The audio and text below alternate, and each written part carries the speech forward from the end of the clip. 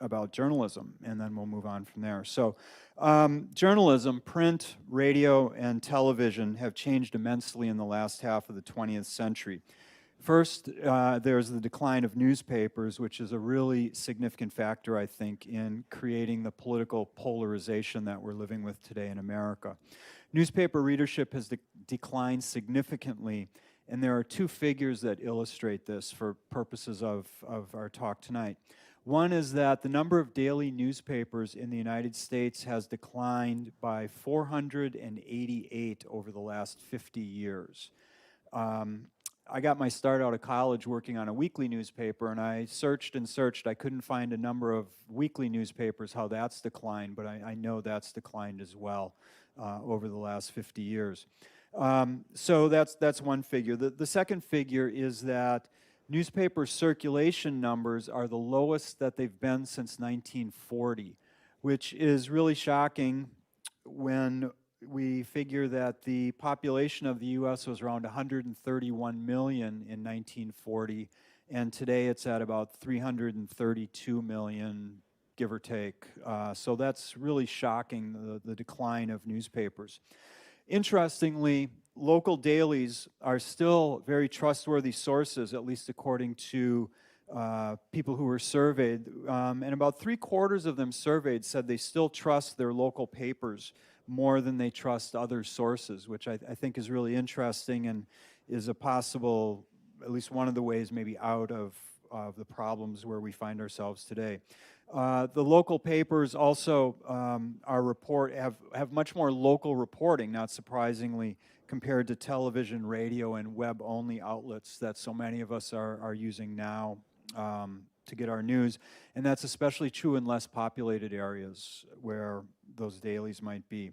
On television, Fox has generally done well. I think that would be not surprising to anyone. But other networks, the big three networks, which for those of us of a certain age, we know that's ABC, NBC, and CBS. Some of the other folks might not, some of the younger folks might not get what the big three networks are. But those big three networks have generally kind of flatlined or lost revenue and viewers over the last 50 years. If you look at statistics, not surprisingly, viewership kind of shot up during the pandemic and the lead into the 2020 election, and then has gone back down since that time. So to summarize, in broad brushstrokes, most Americans today get their news in very different ways than our parents did 50 years ago. Change isn't necessarily bad, but this change in the way news is consumed is a contributing factor to the division that we see in the United States today. As we look at today's divided nation, let's also remember, though, that the American electorate has been deeply divided before. Those of us coming of age during the Cold War, especially those of us in the baby boom generation, I think we're spoiled by the relative unity of those decades when we were growing up. Of course, some issues like the Civil Rights Movement, the Vietnam War, and you can think of others, were very divisive in their time. But at the same time, most Americans could agree that communism was bad and posed a real danger, and that was sort of an umbrella or unifying, had that kind of umbrella or unifying effect on the American people. And you know, regardless of other disagreements, people could always agree on that. Hey, communism is bad. If nothing else, communism is bad. We could all agree on that as Americans. And the economy was generally strong. So many Americans prospered, which also helped to reduce the conflict. And I know there were large swaths of poverty, and we had the war on poverty of the Johnson administration in those years as well. So I'm not saying it was a completely strong economy for everybody, but certainly for many people it was. There were certainly conservative factions in both parties, but they were overshadowed during these years, say the post-war years to the late 70s or 80s. These conservative factions were really overruled, I would say, in their parties by more moderate tendencies of the leadership, who really wanted to get along and could sit down across the table from one another. I'm a Republican, you're a Democrat, but here's what we can agree on, so let's work something out. And that kind of attitude was much more pervasive then than it is now. By the end of the Reagan presidency, as the Cold War waned, this balance of power was really starting to fray. By the end of his presidency, many conservatives were beginning to break with him because they were really fed up with what they viewed as his liberal tendencies, which I know is, for many, a really radical way of looking at Reagan, that he was too liberal. But for a lot of conservatives, Reagan was too liberal. They did not like Reagan because he was too liberal, which is, I find ironic now that much of the conservative movement really wants to kind of deify Reagan, when by the time of his presidency, many of them were fed up with him. In the conservative biosphere, any negotiation or compromise were and still are seen as signs of weakness. And Reagan and later George Bush the elder were both tainted by negotiating with the Soviets in the 80s and early 90s when when the first Bush was president. So any kind of negotiation was a huge red flag to conservatives. And I acknowledge that pun in there. I have a little smiley face in my notes at that pun. And this persists to today. And we recently saw this just 3 weeks ago when Kevin McCarthy was voted out as Speaker of the House. A big part of that was simply because McCarthy, regardless of what you think of him, sat down with the Democrats and made a deal. And because he compromised with the Democrats was a big reason for his getting ousted as the Speaker of the House when he cut that deal with Democrats on the budget several weeks ago. Reagan was also way too optimistic for the conservatives. They did not like that he talked about America as being a city upon a hill where people want to come to. They didn't like his rhetoric of morning in America, and it's a time of optimism. They didn't like his rhetoric about we are a nation of immigrants, our families were all immigrants, and these people are very important to the American fabric. They didn't like any of that Reagan was using. And in fact, in 1984, Newt Gingrich wanted him to run on a more divisive platform, a platform of anger, something that resembles conservative movements today.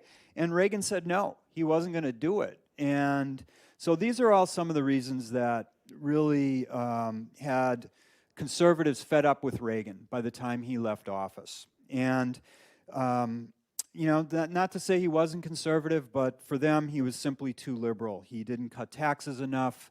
As governor of California, he had expanded access to abortion. He didn't really deliver on school prayer. He appointed Sandra Day O'Connor to the Supreme Court. These were all strikes against him in the conservative world. One action, though, that Reagan did take that I would argue has contributed significantly to the modern polarization of the United States is that in 1987, his administration repealed the Fairness Doctrine. The Fairness Doctrine had been in effect since 1948 or 49, and it had been put in to the FCC rules, by Congress, because this was the birth of television, late 1940s, and Congress was concerned that the big three networks, ABC, NBC, and CBS, would have too much influence on the American public. So they put in this idea called the Fairness Doctrine, which basically was if a television station or radio station, gave time to a public issue, they had to give time to the other side of the issue. For example, since we're standing in a public library, if the town wanted to expand the library and pass a big budget initiative to expand the library, and a TV or radio station came on and interviewed someone from the library and said, why do we need this money, or why do you need this money? And they gave an impassioned plea. Theoretically, they would have to have somebody from the opposition on to say, no, the library doesn't deserve this money. Okay, that's kind of the Fairness Doctrine in a nutshell. Of course, it didn't function perfectly, but it did function to kind of keep a balance between what could be offered and at least theoretically that balance was there. And in 1987, the members of the FCC, all appointed by Reagan at that point, or at least a majority of them appointed by Reagan, overturned the Fairness Doctrine. And initially, conservatives were really frustrated by this because they thought they were going to get steamrolled by liberal ideas, liberalism, and so forth. And as we'll see, kind of the opposite happened, as we'll see in a few minutes. By the end of the Bush administration, the politics of race, religion, and culture had been percolating in the United States, or in the United States body politic, for at least 20 years, and you could even argue more. The civil rights movement of the 1960s, or 50s and 60s, excuse me, the Southern strategy of Richard Nixon, which, if you're not familiar with what that was, Richard Nixon very deliberately set out, when he became president in 1968, to win over Southern voters. And he did that by trying to appoint Southern judges, by cultivating anti-civil rights. He did this subtly, but he cultivated anti-civil rights. By this time, the Civil Rights Act had been in place for 4 years when Nixon was elected, which had begun the process of turning the South from solidly Democratic to where it is today, of solidly Republican. So the Nixon Southern strategy was conceived of by one of his aides. The guy's name is, I'm blanking on his name right now, Kevin something. But anyway, you know, it was to bring the solid Democratic South, to turn them into Republicans. That was Nixon's Southern strategy. You may disagree with that strategy, with the philosophy behind it, but he was successful. And I would say that the other thing contributing to this division was really a resurgence of evangelicalism, kind of post-Vietnam, post-Watergate. There's a surge of evangelicalism in the United States. And we see an interesting thing happening over the last 40 or 50 years. In the 50s, surveyed church-going people, and they were pretty evenly split between Democrats and Republicans. And by the time we get up to the present, we survey people who go to church regularly. It's way more people are identifying as Republicans than Democrats are in church every Sunday morning. So we see that shift, and this is part of that as well. So by the election of 1992 is the point that I would argue this divide in American politics had really become solidified by 1992. You may recall that that was the election that pitted Bill Clinton in his first run for the presidency against, by this point, a very unpopular George Bush, at least unpopular with the American electorate, and Ross Perot. If you remember Ross Perot. And we'll come back to Ross Perot. I think when all is said and done, in my opinion, Perot was probably the most important guy in that race, and I'll explain what I mean by that in a couple of minutes. So first of all, in that election cycle, the Republicans got a shock, and that was that Patrick Buchanan, a TV personality, a journalist, a presidential speechwriter, and I would also say one of the key figures in this growing division in American politics. He's still alive. I don't usually watch the Sunday news shows, but I think he appears every once in a while on the Sunday news shows. I see some people nodding in the audience, so I guess he does. But anyway, Buchanan ran and got 37% of the GOP primary vote in New Hampshire in that very first primary, which was absolutely shocking to observers. Apparently, it sent the Bush camp into hyperactivity to figure out what the heck went wrong. Buchanan and his team apparently didn't really know what to do. They all kind of sat around looking at each other like, what the heck just happened? They didn't get it. But it really shows the division, because Patrick Buchanan was one of the conservatives out there who was vocally anti-civil rights, vocally what today we would call America First, not the 1930s and 40s America First, but the present sort of reiteration of that idea. And also, I guess today what we would call white nationalism. He's kind of out there on and promoting many of those ideas. By this time, Pat Buchanan had been in the public for at least a decade as a writer, kind of behind the scenes, but also on a TV show, which we'll get to in a moment. But at any rate, Pat Buchanan's 37% was really shocking to many people and showed the real cleavages within the GOP electorate in 1992. Later that year, he got huge cheers at the 92 GOP convention when he talked about, quote, a war for the soul of America, unquote. And as I said, by this time, Buchanan had been a fixture in conservative circles and in the public view for quite some time as a journalist, as a TV personality, and as a speechwriter. So even before the Fairness Doctrine and is removed in 1987, the 24-hour news cycle was born.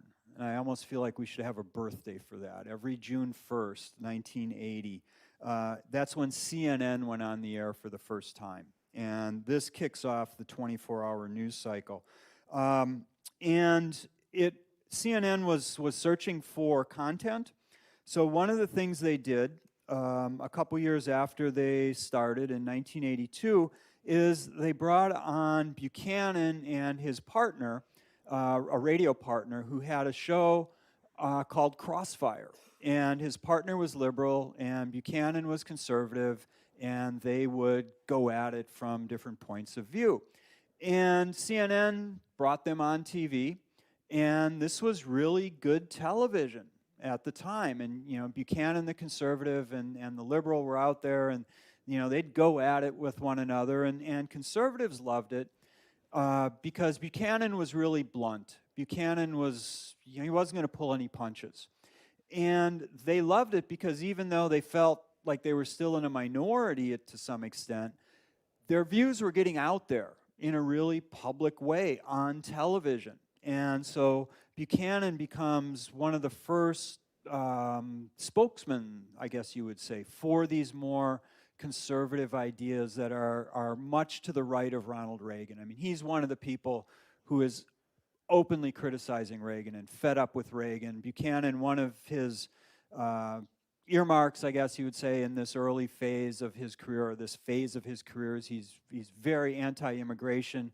He's the one that sort of gets the Republican Party on the anti-immigrant idea in the late 80s, early 90s. He's really the first significant kind of powerful Republican who's going really anti-immigrant and using that, recognizing that that is political dynamite or political gold to do that. So Buchanan is on Crossfire and getting a lot of good press and really exciting to a lot of the people who bought into his ideas. So meanwhile, the Fairness Doctrine, or the end of the Fairness Doctrine, I should say, also contributed to another, or excuse me, with the end of the Fairness Doctrine, we see a shift occurring, which was important.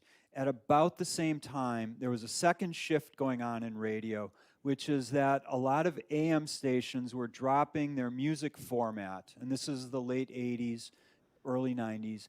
A lot of AM stations were dropping music format, and so they needed something to fill that, because those were going to FM, so AM stations were searching for content.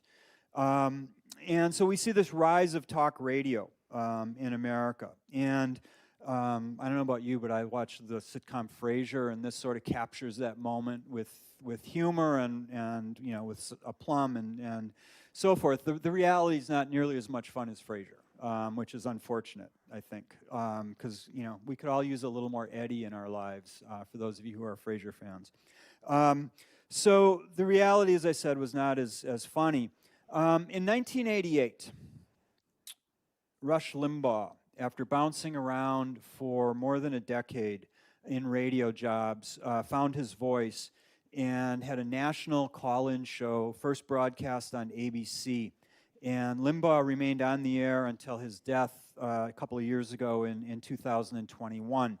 There was new technology that made these kind of coast-to-coast call-in shows possible. And they were also interactive, and this is, we see the technology here as well that made this made these kinds of shows really possible. Limbaugh, if you ever watched him, you know that he had a somewhat abrasive style, but he always said things in a way that he could then hide behind, oh, I was just joking, or those silly people didn't understand me. I just have such an incredible sense of humor that they just don't get me. And this is a trait that others have followed. Certainly we see it in politicians today. Oh, I was just joking. They're foolish. They just didn't get my joke, kind of stuff. So Limbaugh certainly wasn't the first to do that, but maybe the first that really had such a national platform and would do it continually, and something that is copied still by many today. By 1992, Limbaugh had about 12.5 million people listening to his show daily. And this was 1992, so the Clinton-Bush-Perot election cycle. 12.5 million people listening to him daily. And his message resonated deeply with many of those people. And he is echoing much of what Buchanan is saying as well. Limbaugh had grown up reading Pat Buchanan when he was a conservative columnist in St. Louis. And to give you a sense of Buchanan, he at one point wrote that Americans had an unhealthy attachment to democracy. So that kind of gives you a sense of where Buchanan is coming from. So I mentioned that Limbaugh had 12.5 million listeners on average every day. The U.S. population in 1992 was approximately 310 million people. As a historian, I am math challenged. It's in my genes, but I could do this math. And that breaks down to about 1 in 25 Americans was listening to Rush Limbaugh on a daily basis in the early 90s, which is stunning that he had that many listeners and that big a percentage of Americans were listening to him. And obviously, it goes without saying, but I'll say it anyway, his message resonated with people. That's why they listened to him. I remember I was in graduate school, and this phenomena of Rush Limbaugh, and I tuned in a few times, and it was just like, wow, about an hour was enough for me. But I did, tune in to see what it was all about, and I'm sure there were a lot of people like me that tuned in to see what it was all about and stayed too. Obviously, a lot of those people stayed. And as I said, he was really in sync with Pat Buchanan, and so these ideas were getting amplified hundreds of thousands, well, millions of times a day across the country every day. So in the election, and here's where we'll come back to Ross Perot for a minute. I noticed in the audience when I said I think Ross Perot might be the most important thing in this election, I saw a few puzzled looks out there. So I'll try to answer those puzzled looks now, okay? We know that Clinton won the election in 1992. In the Electoral College, he blew out Bush. I don't have the numbers in front of me, but he blew out Bush in the Electoral College. But he only got 43% of the popular vote. So he didn't get a majority, anywhere close to a majority of the popular vote, which is not uncommon in the American electoral system. Just even more recently than that, of course, Hillary Clinton won the popular vote and lost the election. George Bush in 2000 lost the popular vote but won in the Electoral College. So we know we have this bifurcated kind of goofy system that the rest of the world doesn't really get. And Bush got around 36, 37% of the popular vote, but Ross Perot got officially 19% of the popular vote. So let's just call that 20%. 1 in 5 Americans voted for Ross Perot in 1992. And those people knew, and I admit I flirted with voting with him for a little bit and ultimately didn't.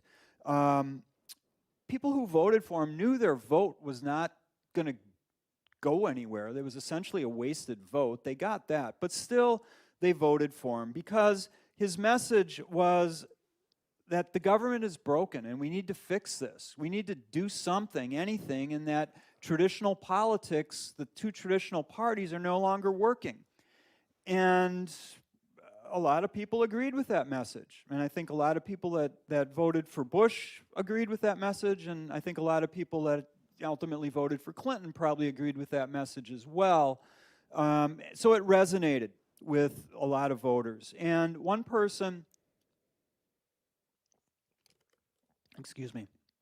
one person who really picked up on this, another name that most of you will have heard of, was Newt Gingrich, who at the time was a rising star in the House of Representatives. And he recognized the significance of Perot's message and the frustration that that represented in the American public. So between 1992 and 1994, Gingrich gets together with a Republican conservative pollster.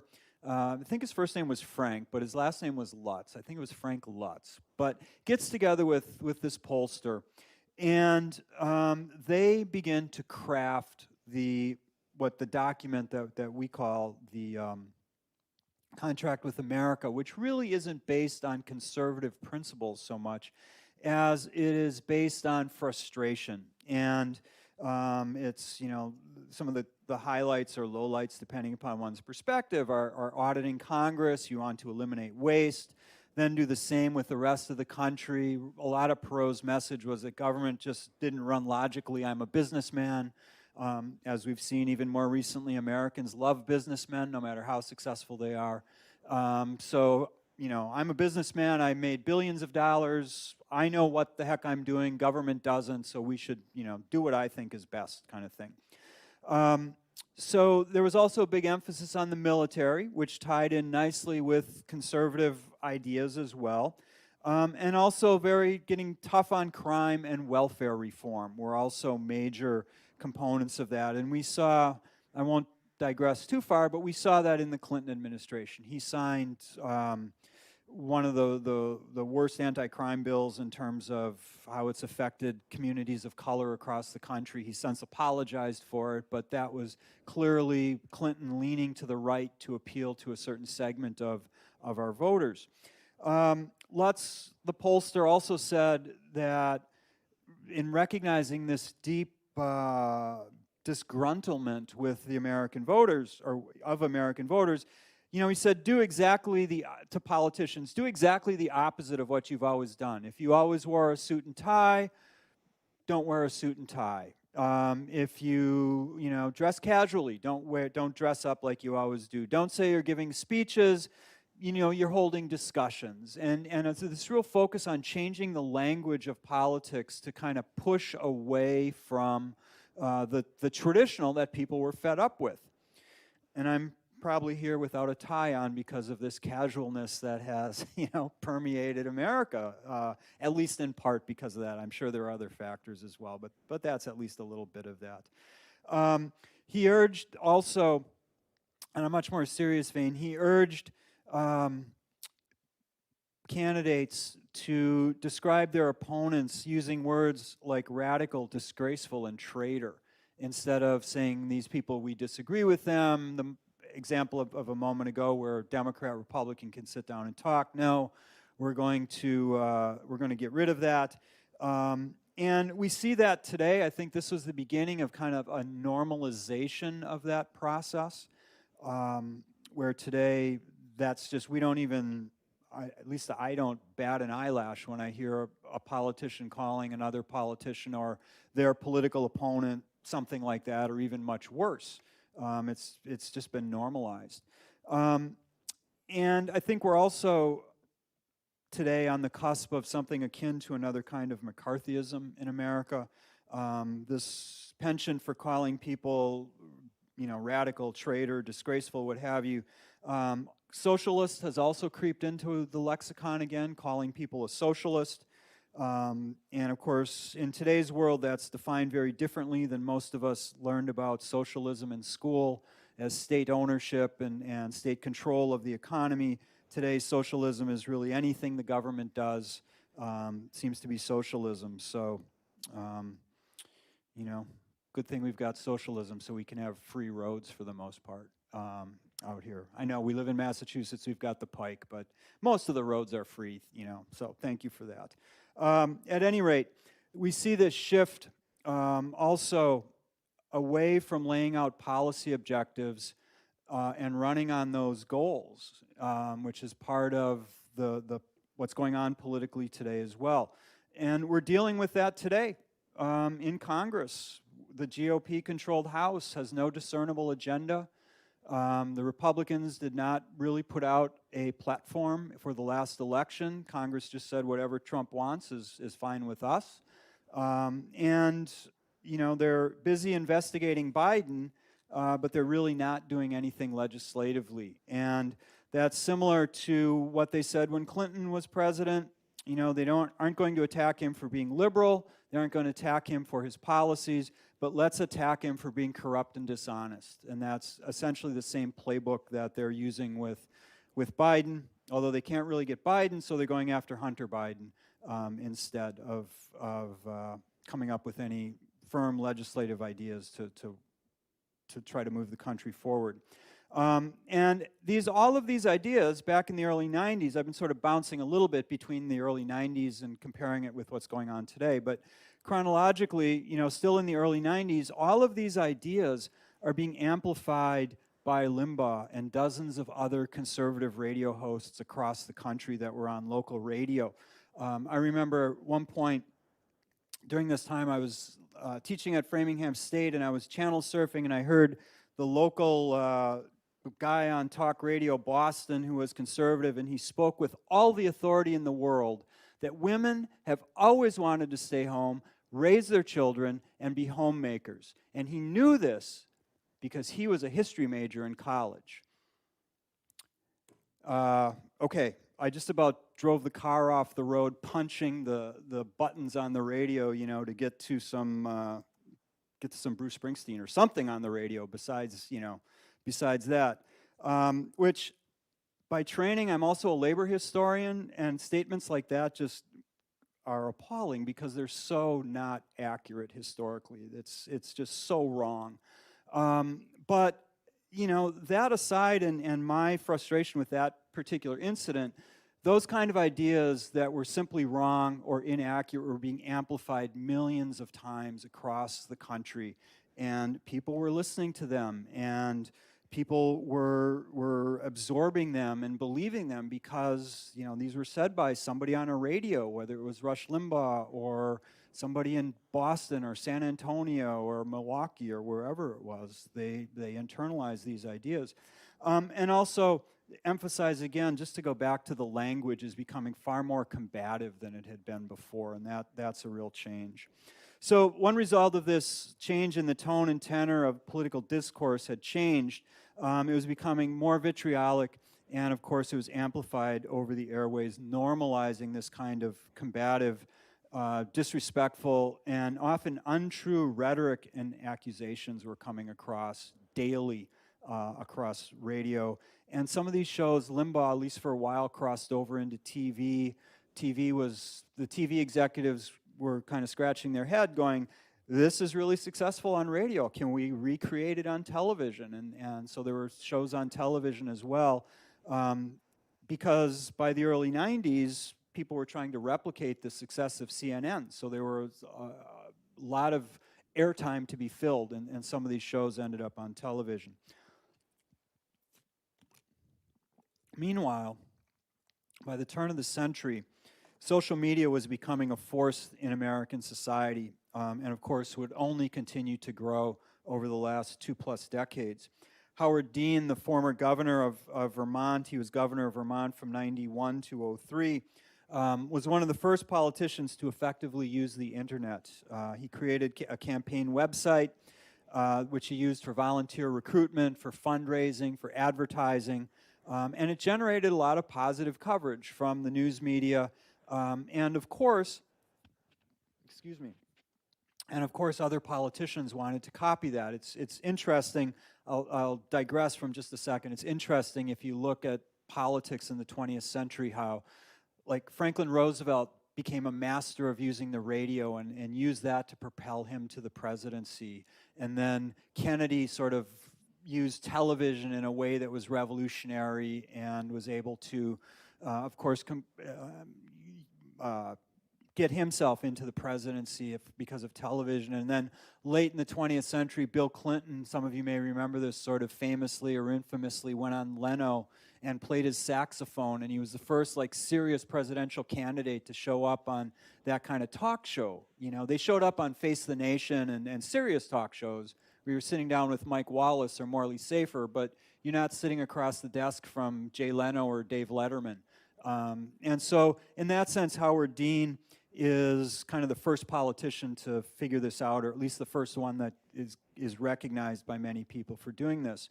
A few years later, in the 2008 presidential election, candidate Barack Obama was the first on a national level to really begin to utilize social media for organization, for fundraising, to advertise, and also to communicate with individuals in a really an unprecedented way, utilizing at that time Facebook mostly and YouTube. And I remember watching some of the news coverage of that and thinking to myself, yep, he's following that pattern of FDR, JFK, Bill Clinton, you know, figuring out the next thing in media and how to use it. And that was certainly part of why Obama won the election in 2008. So in the early 2000s, politicians were learning to utilize this latest technology. And most of the social media platforms that we are familiar with today were founded in the first decade of the 20th century. Facebook was founded in 2004. X was founded in 2006. And just by show of hands, how many of you are sick of every time you read X, formerly Twitter? I think we all know that by now, right? Okay, so anyway, X was founded in 2006. Instagram was founded in 2010. I think YouTube was founded about the same time. I don't have the date that YouTube was founded, but it came along at about that time as well. And while YouTube is not social media per se, it is nonetheless a really vital part of today's current media landscape. And now it's YouTube TV. You can watch sports and all kinds of stuff on YouTube. So it's really revolutionary in its own way. And as we know, people were increasingly getting their information from social media as well. A landmark study of Facebook, how Facebook shaped the news that users saw in the run-up to the 2020 election found that the platform resulted in, quote, significant ideological segregation, unquote, in regard to the political news that people were exposed to. Specifically, the researchers found that conservatives, people who self-identified as conservative, tended to be more walled off in their Facebook viewing, and encountered far more misinformation than their liberal counterparts. Now keep in mind, this is Facebook's own researchers are telling them this. This is not a study by some third party. This is Facebook's own researchers are telling them this. So looking at the aggregated data from 208 million US users of social media, researchers found untrustworthy, in quotes, news sources were favored by conservative audiences, and almost all, that is to say 97%, of the political news web pages rated as false by Meta's third-party fact checkers. Now, I didn't know what Meta was, so I looked it up. Meta is the parent company of Facebook. Okay, so these are Facebook's own researchers are telling them this. This is not, you know, liberals out to get Facebook. This is Facebook's own researchers are telling them that these web pages with false information were seen by more conservatives than liberals. Yes?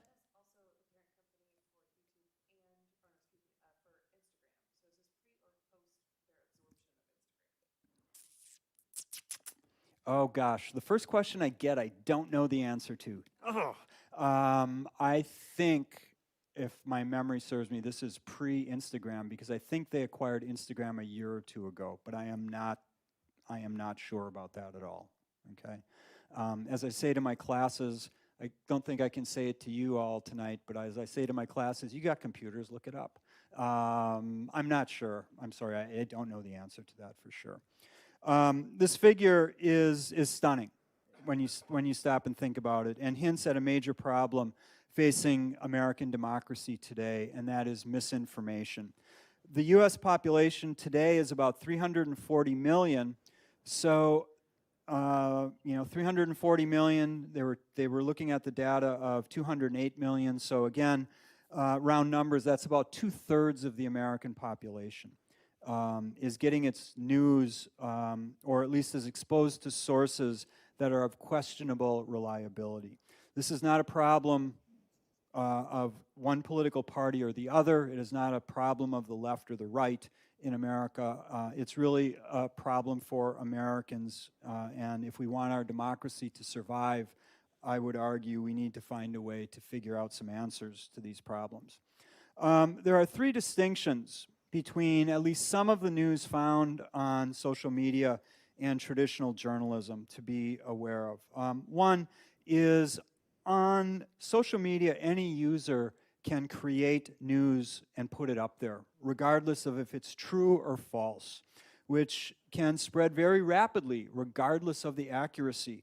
And if it's wrong, there's no professional obligation to remove or correct it. And I see figuratively thought bubbles of people out there going, yes, there are fact checkers, and yes, that is true. It does exist, but it is often slow. And if they find a fault in a story, that story may have been circulated thousands, hundreds of thousands, perhaps millions of times before the fact checkers actually come in and say, no, that's false. And in social media, there's no incentive to go out there and say, hey, I screwed up. I did this wrong, okay, for this. So there's one big difference. A second difference is that the majority of social media platforms present news feeds that consist of a mix of news from friends, from followers, sources based on past activities, or interactions that you've had online, and of course from advertisers who pay to have their content before you. And then the third difference, and this kind of relates back to the first point about facts and false news getting out there. The Society of Professional Journalists Code of Ethics says, quote, acknowledge mistakes and correct them promptly and prominently. Explain corrections and clarifications carefully and clearly, unquote. So certainly some of the news posted and reposted is from traditional sources, but much of it isn't. And also the chances are great that if a social media user sees something inaccurate in a story, even if it's from a traditional journalist source that later on says, hey, we goofed up, this is where our mistake was, by the time that correction gets out there, they're probably not going to see it online anymore because they're just seeing the link to whatever that story might have been. The Society of Professional Journalists Code also says that it should clearly delineate between news and opinion pieces, which of course isn't always the case.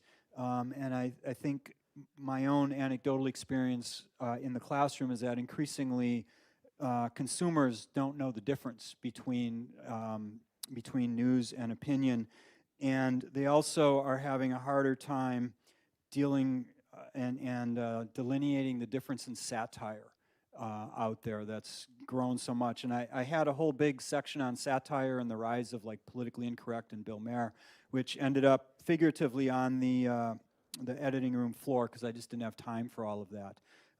But that ability to identify satire is also a problem. This past semester, remember when the Chinese balloon was going over America? And I was talking about that in class. And a student said, well, the Australians sent one up over China. And I, what? And he's like, yeah, the Australians sent a balloon up over China. And I said, that sounds kind of suspicious. Where did you find that? So he, goes on his laptop, and a few minutes later he raises his hand, and it's a satire story printed by somebody in Australia. And I said, well, did you look up what that website is? No. And then he looked it up and was like, oh yeah, it's a satire website. So they're doing all of this kind of stuff. But these are otherwise bright people who are getting tricked by this kind of stuff as well. So the whole rise of satire as a political form is disturbing, even though we like to watch Seth Meyers and Stephen Colbert, but it's good, but you have to be careful with that too. Anyway, social media didn't create the divided world, political world that we have today. No, by no stretch of the imagination. Just like the change in journalism didn't solely create it, nor did the change in politics solely create it. But I think they came together in a way that created kind of a perfect storm to create some of the issues that we have today. The majority of the content users see does come from groups and friends with shared political leanings. Just over half comes from like-minded sources, and just under 15% of it comes from people or groups that have different political leanings. So the echo chambers are real out there, and you hear people talk about those. Facebook's own researchers have long known that it is pushing regular users towards radicalization. In 2016, the Wall Street Journal reported that Facebook's researchers, again, it's Facebook's own researchers, told executives that, quote, 64% of all extremist Facebook group joins are due to our recommendation tools, unquote.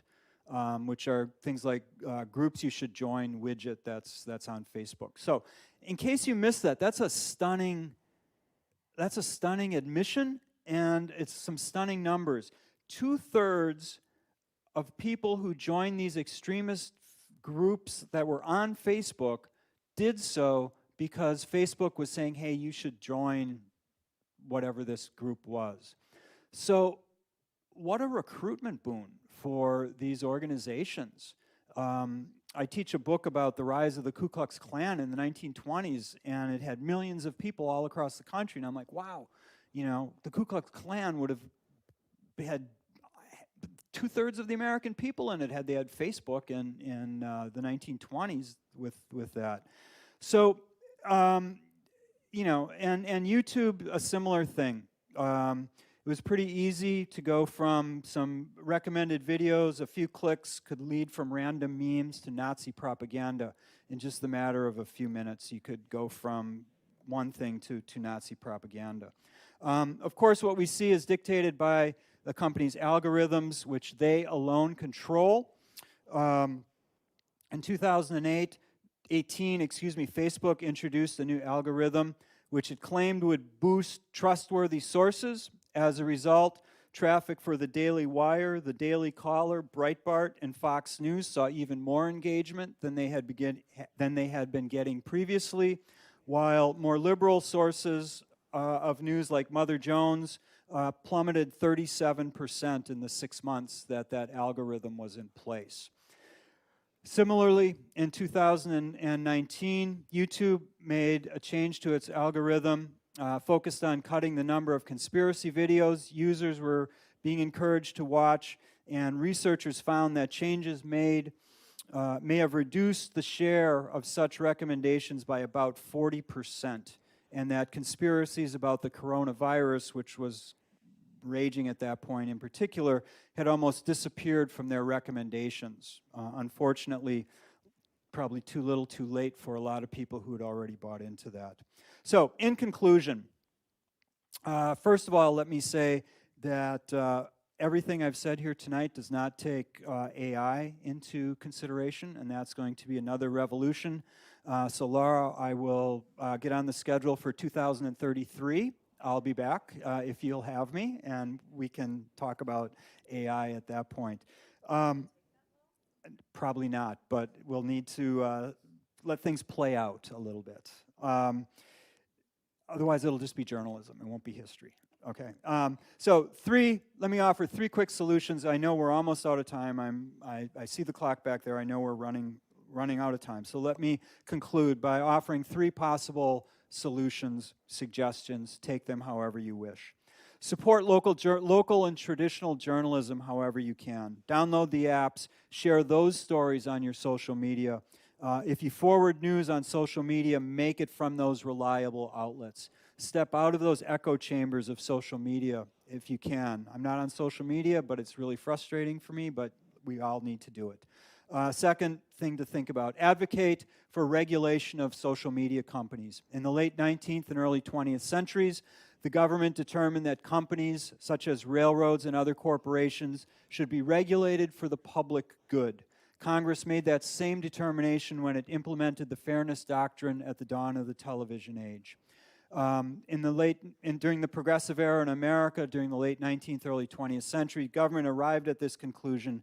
The companies and industries had consistently demonstrated that profit over the public good was what they were after, which I would argue social media companies have also done, and we have precedent to regulate social media companies. Politically, support more people of either party who have demonstrated that they will put public good over party dictates.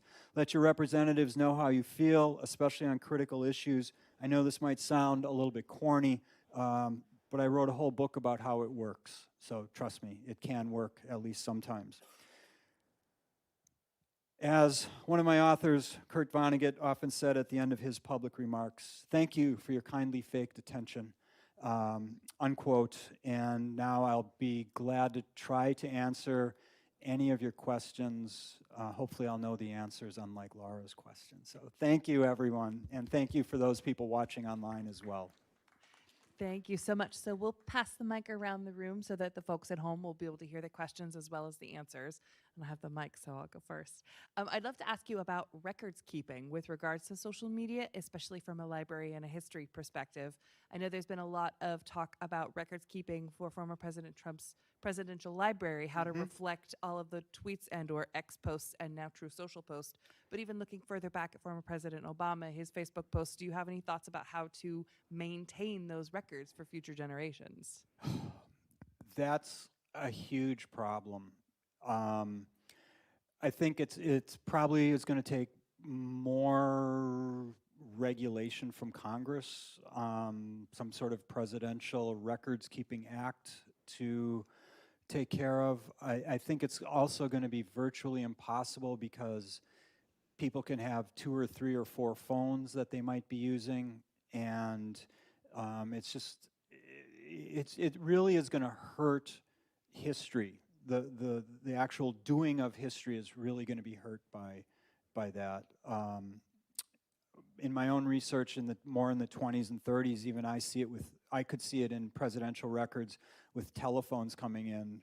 You know, it used to be you'd see this letter that would detail all kinds of stuff, and then later on, you'd see, well, as per our phone conversation on Thursday, yeah, let's do that. And as a historian, you're left with, well, what are you going to do? And that problem is only going to be exacerbated because with texting, for instance, a group text of 15 people and keeping track of all of those texts and the how do you search them, and it's just going to be incredibly challenging for historians, for librarians, for anybody who has to work with those records. Yeah. Any other questions?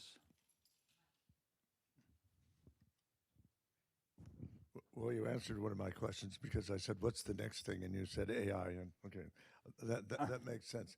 Um, of course, you're talking about a change in American culture in media and in politics too.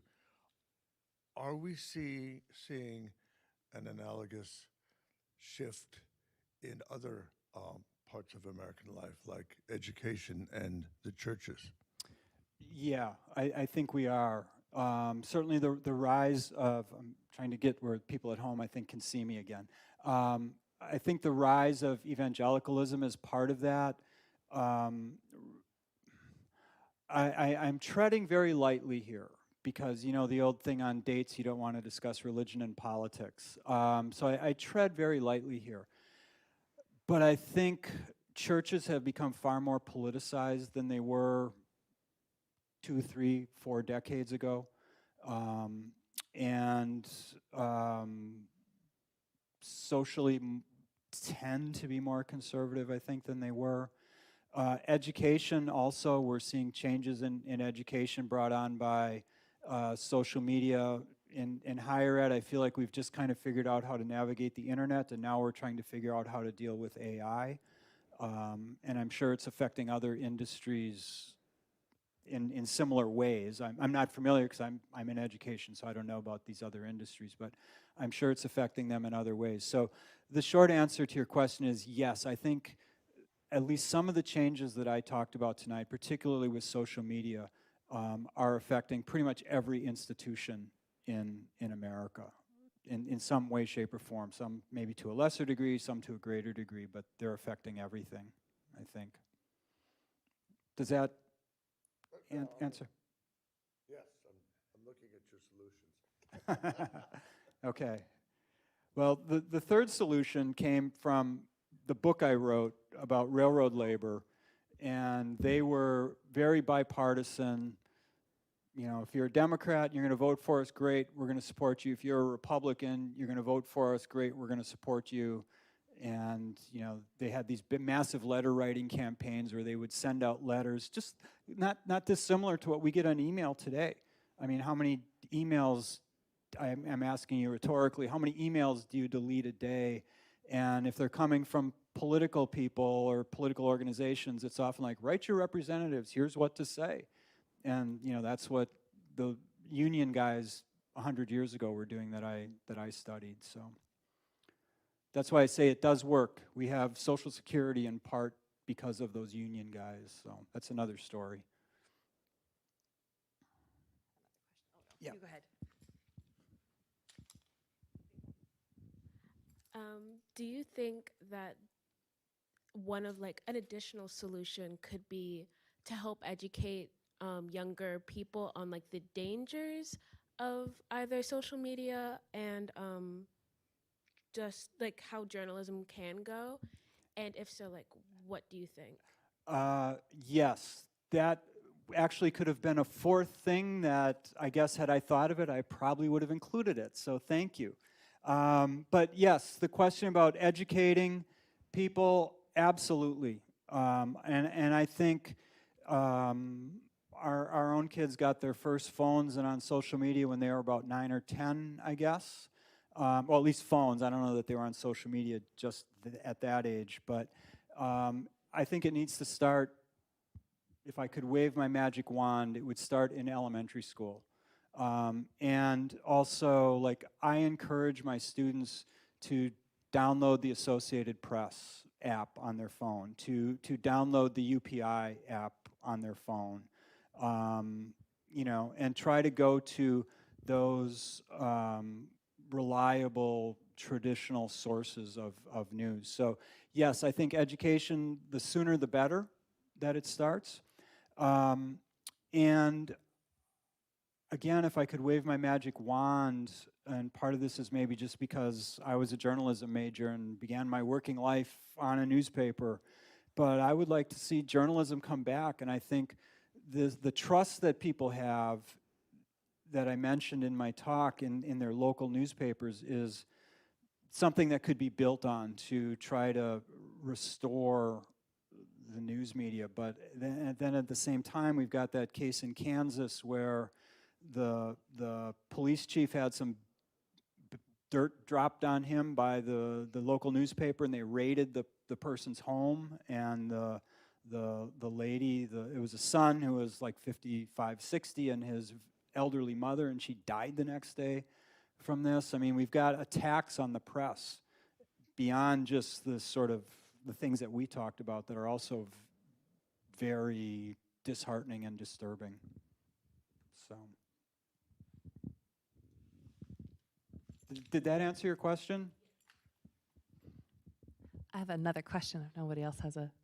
I wanted to ask, so you were talking about journalistic standards and integrity in your talk, and I seem to remember something about a court case in the 90s that went to the Supreme Court, something about milk, that they didn't have to represent the same level of accuracy as they had to do previously.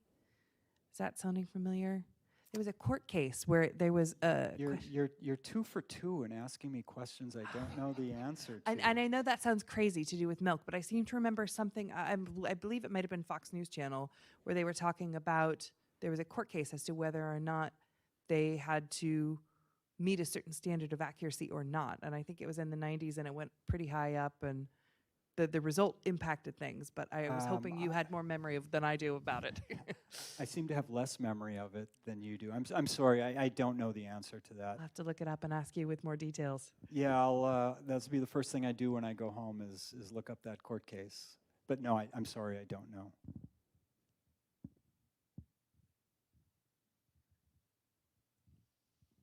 Okay. All right. Well, thank you so much for being here tonight. I apologize, everyone, for my meltdown earlier. It's the worst timing ever to get a tickle in your throat. So thank you again for being here tonight. We thank you all here for being with us. For all of you at home, let me grab my cheat sheet really quickly and just make sure that I let you all know about our next lifelong learning lecture.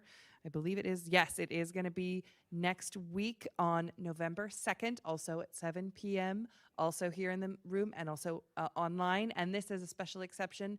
It will also be on Zoom. So if you would like to attend on Zoom, please visit our website and you can register for the Zoom link.